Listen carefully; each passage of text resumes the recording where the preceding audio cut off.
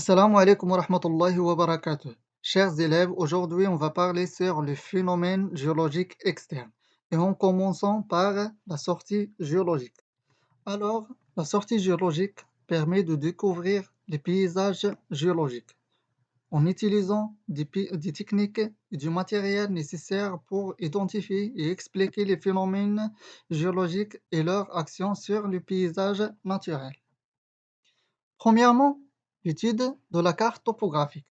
La carte topographique est un outil fondamental que le géologue utilise pour situer et représenter le lieu à étudier. Donc, quelle information nous offre la carte topographique? Première activité nous demande de définir une carte topographique et de déterminer ses éléments principaux. La carte, comme vous le constatez, elle se caractérise par la présence des différents symboles et couleurs. Par exemple, les constructions humaines sont indiquées en noir. Le vert correspond à la végétation.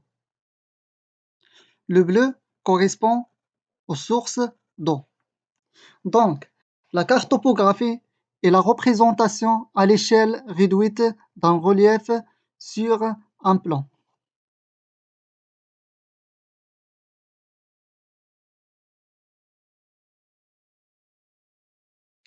La carte topographique est toujours accompagnée par les éléments suivants: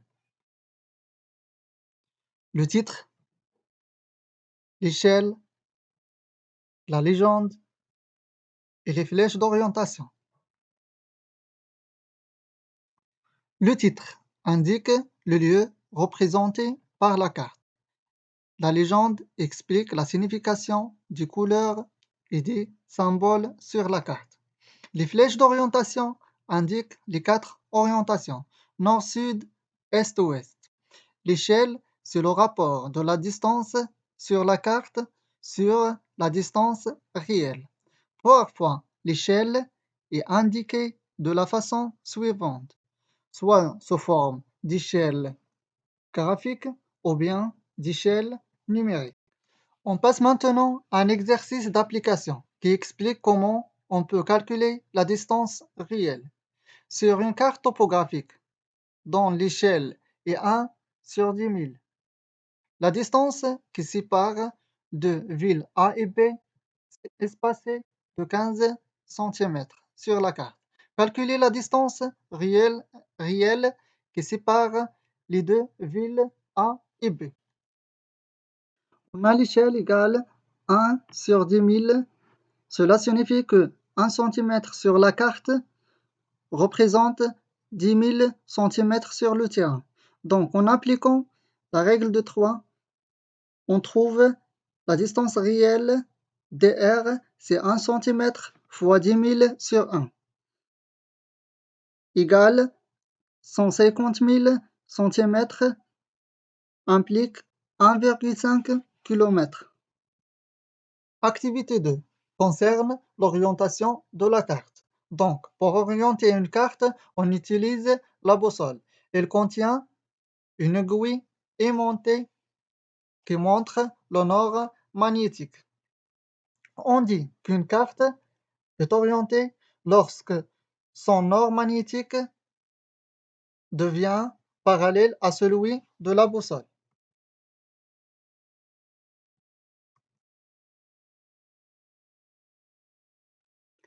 Pour comprendre mieux comment orienter une carte, on passe à l'application. On a ici une carte non orientée. On pose la boussole sur la carte. On tourne la carte jusqu'à que son nord magnétique devienne parallèle à celui de la boussole. Et maintenant, la carte devient orientée. Activité 3. Réalisation d'un profil topographique. Donc, comment les reliefs sont représentés sur une carte? Les reliefs sont représentés sur la carte par les courbes de niveau. Courbe normale, courbe maîtresse ou principale, courbe intercalaire et les points cotés. Les courbes de niveau Ce sont des lignes qui relient tous les points situés à la même altitude. On a par exemple courbe de niveau maîtresse, courbe normale, courbe intercalaire. Sur la carte, les courbes de niveau maîtresse se représentent par des traits épais. Les courbes normales se représentent par des traits fins. Courbe intercalaire est rarement présentée sur les cartes. Les points cotés. Ce sont des points qui indiquent l'altitude d'un relief par rapport au niveau de la mer. Sur notre carte, on a plusieurs points cotés, par exemple 217 et 211. L'équidistance, c'est la différence d'altitude qui sépare deux courbes de niveau successives.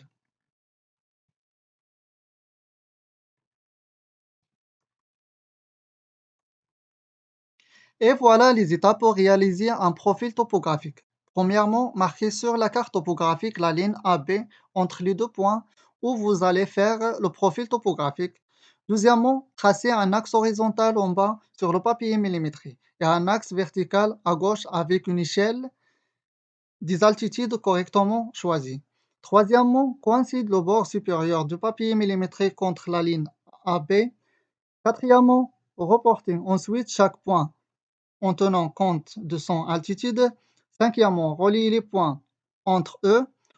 Sixièmement, orientez le profil topographique et on finit notre profil topographique par une échelle et un titre. Voilà un exercice d'application.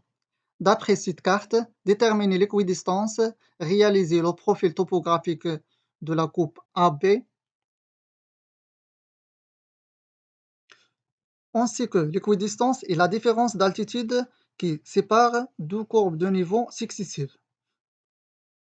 Voilà deux courbes de niveau successives sur la carte.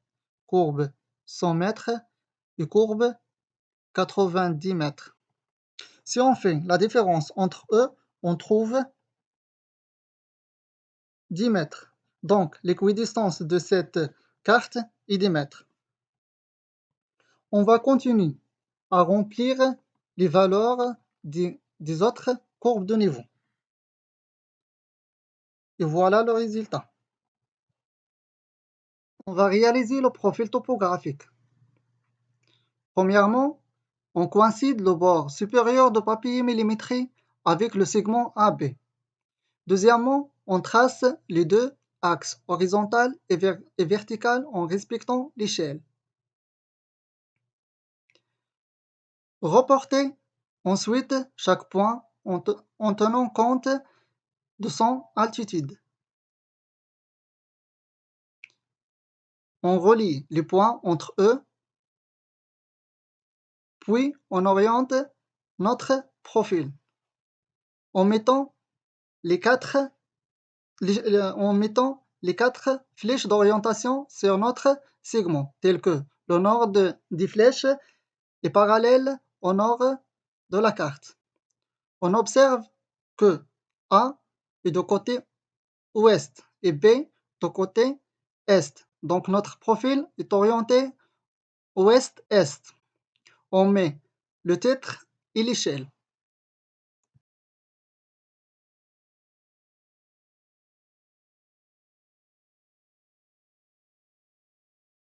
Voilà notre profil topographique de la coupe AB propre. Et on finit maintenant cette partie par un autre exercice.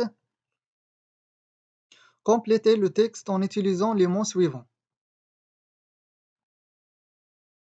Une carte topographique représente une surface de la Terre à une échelle réduite. Elle porte des indications concernant la localisation du cours d'eau, des routes et des constructions.